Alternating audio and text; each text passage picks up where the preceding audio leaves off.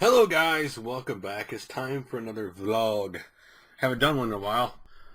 You've seen some changes on the channel. It's a weird thing with me because I'm one of those people, I tend to fight what's just right in front of my face sometimes. Because I get in different moods of what I like. Like, I want to go all retro, and I want to make these real retro things, and I want to do these videos, but by the time I get one, it'll be done every 3 weeks by the time I get one out.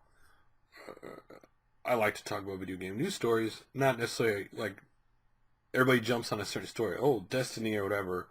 I like to talk about, obviously, some current stuff that I find interesting, but also off the beaten path stuff that people don't talk about, maybe homebrews or little known stories, that people just don't want to talk about. JRPGs, for example, aren't something a lot of people just are going to cover on YouTube or in general. So I'll be doing news stuff, but you're going to see an occasional, like the retro, like my video game life is not going away. It's just between each video would be such a long time, and I like to sit and make videos, honestly. I just like to sit here and record, so it's a weird thing how much I actually like sitting recording more than I ever thought I would. When I first started making videos, it's a weird kind of thing.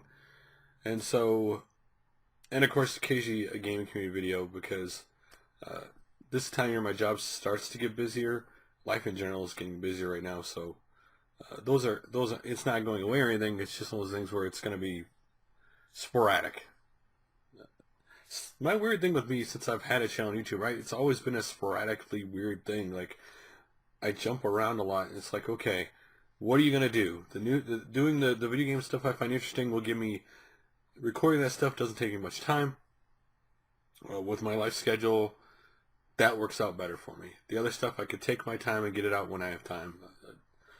I always try to fight, like, I'm gonna do this and I'm gonna stick to it, but then, life and family always kind of find a way of saying, no, you're not. So that's just easier for me. So, and it's weird because when I talk about the new stuff I find interesting, more people actually watch and comment to that than the other stuff, which I find ironically weird because I just don't see myself as being that interesting with the news, but people find that more interesting than actually the other stuff. So it's easier to do, less time, so that's what I'll do. With schedule and winter coming up, it's always going to be crazy, so that's easier for me. So that's that. So this week I've actually done a lot of different things. I watched The Walking Dead Season 5 premiere, which I will say for that show, that I bet that show wouldn't be as interesting to me if you didn't know how little of the world of Walking Dead. What I mean by that is, you've only shown such a little itty bitty crack into the world of Walking Dead that every new place they go seems interesting, and you like the characters, obviously. So, and it's funny because when me and my wife first sat down on Netflix and watched the first episode of season 1 of Walking Dead, and this was when the third season was halfway through, I believe. My wife shut it off after 15 minutes, and I said, okay, she found it boring. She doesn't like the horror stuff too much anyway. She just wanted to check it out. And I said, okay, I'm going to stick with it. So I came down here and TV behind me, and I watched through the first season, and it picked up, and I'm like, hey, I like this. And I watched through the first 2 seasons on Netflix, and then the third season became available, and I really liked that show. Just like Game of Thrones, another great show. I like Blacklist a lot also. That's a really, I like James Spader in most of the work does anyway, so I'm not surprised that I like that show and his character. His character's such a dark character, but yet you find him so interesting and you like him for some reason. Of course, Agents of S.H.I.E.L.D. We watch because I love the comic book thing. So outside of that, is there any? I watched the 15th anniversary of Smackdown the other day. I wouldn't. You would think they'd have more people, special guests than they did. Having like a couple old general managers and then The Rock doing something they recorded on Monday. Okay, it was okay. And I like that they're using guys they probably wouldn't have used if the situations hadn't worked out, where certain guys hadn't got hurt or some guys hadn't left. I'm amazed they still haven't understood the simplicity of people want to see the young guys. They've seen the same guys for 15 years. they're kind of done with them when it comes to wrestling. But I'm not going to bore you with wrestling talk too much. Outside that, me and my son played the N64 together this week. I've had the Waverly 64 box there around the corner for a while now, and for some reason the last couple of days my son had been like checking out the box, and he's like, I want to play that game. I go, okay, tomorrow I'll hook up the N64 and we'll play. So, it was Friday, it was the first day of his long weekend, and so I said, okay. I came home and I hooked it up and we played Waverly 64, which he liked a little bit. He liked it. We played Mario Kart, which again, if you're going from Mario Kart 8 all the way back to Mario Kart 64, it is obviously the controls are not nearly as good and stuff. I still had fun with it, but he didn't care for that as much as I thought he would. But the game we played the most was actually Super Smash Brothers on the N64. We had a lot of fun playing it together. He played as Pikachu, I played as Samus. Then later he played as Kirby and I played as Yoshi. So we had a lot of fun playing that game. Going back playing the N64 is kind of fun. Again, he really never played it because that controller, like when he was littler, that controller had too much stuff for him to understand what to do with it. And why, I got to hit this on the bottom and this. So now he's old enough, we can play those games, which is really fun. Again, I'm lucky in the fact my son does not simply go, I got to have the latest and greatest. He's simply, this is what interests me. I want to play it. Can we play it? Which I'm really glad he's that way. I didn't teach him that. He just naturally did. I've never pushed him in a direction of video games. The only time I ever made him sit down was actually the Sesame Street Grover counting Genesis game. I can't remember the title, but I have Sesame Street. I put that in for him when he was really young, and he played with it. Outside of that, I've never actually... Sonic was his natural line to play it and other stuff, which is really, really cool. That we're getting to play more games together, especially retro stuff. I like playing new stuff. It's fun. Playing the games I remember when I was younger with him, kind of a cool thing, bonding experience kind of thing. Outside of that, I played Gears of War 3 this weekend with my friends because Xbox Live was free. I don't have a subscription to it anymore. My friends list on Xbox Live is like a ghost town. It is dead.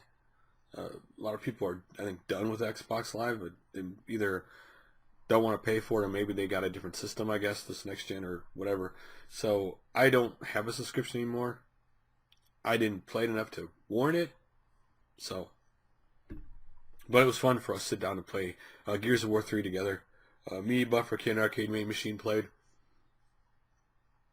It was actually 2-on-1. We were playing versus, which I was the one, and I held my own pretty good at the beginning, but eventually when they learned the game better, because I played it more recently than they have, they eventually, overpowered me. They realized when you have 2-on-1 and you realize where all the most powerful weapons on the map are, and then you have two people to get each one, and the other guy is only one of him, it tends to be easier. But it was still a lot of fun. And later on, we played Horde Mode together, we had a blast playing that as a team. Star Trek Online, because the Delta Rising expansion's coming. It's funny how when I first started playing Star Trek Online, I was like, it's an MMO.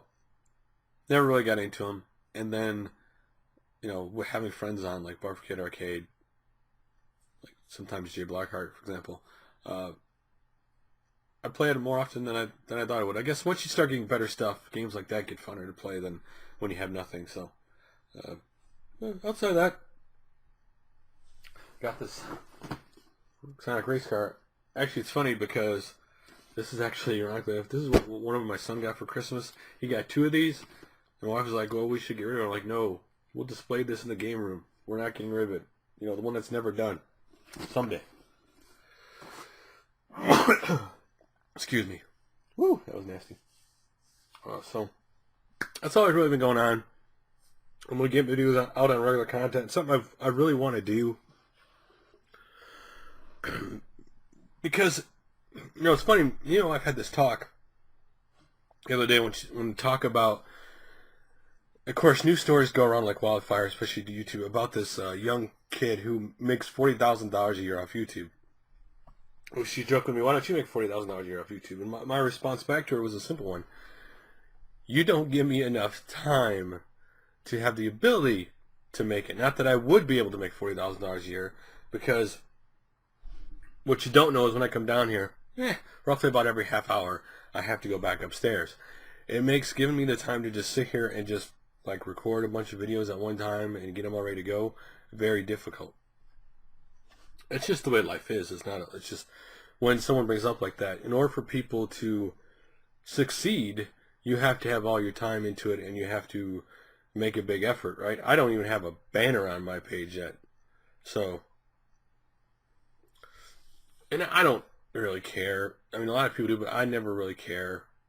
It's me about fun, talking about what I talk about, fun about the interaction. Like people who I've known or seen on YouTube for a long time, and when they comment to my videos, I find that fun. Like people who have commented my videos for a long time, it's fun to hear their response to the videos I put out. It's fun making the videos. I never look at, oh, this video is gonna make me like, or whatever. I mean, to me that's kind of silly. I mean, you just make a video and put it out there, because one thing about life and videos and everything else on YouTube is they always surprise you. When you think this video is gonna do well, it doesn't. But the video you say is gonna do nothing is a video that takes off. That's just how it works. So, how long have I been babbling on? Well, I've been babbling on 11 minutes. It's long enough.